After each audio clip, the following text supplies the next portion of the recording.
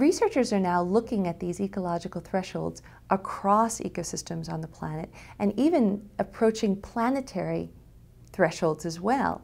So climate change may well be a kind of planetary boundary.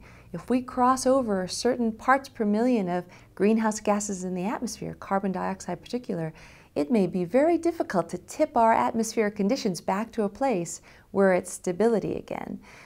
Same with biodiversity and the extinction of species. If we lose too many, how will the world change? It will be on a completely different course than what it was before. So these ecological limits and planetary boundaries are sort of new thinking in ecosystem science.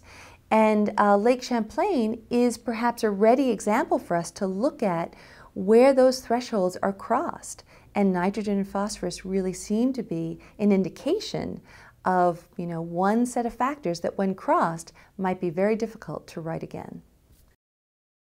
So there are areas on the globe that have been highly, highly managed, oftentimes intensely placed under agriculture, and that without water resources and now devoid of their nutrients because they've been used up, and with a low restoration of those nutrients back into the system just naturally occurring, you actually have desert-like conditions, or essentially a landscape that doesn't grow a lot, that's very low in diversity. So that would be an example. Now, ecosystems are always dynamic, and the question of equilibrium or stable points is one where that theory goes. I mean, here we are, humans on the planet, changing the way ecosystems are. In time, those ecosystems will evolve and succeed into new states, but in the short term, they are certainly far different and have tipped into a completely different place than they were before those pressures, often pressures that we brought to bear.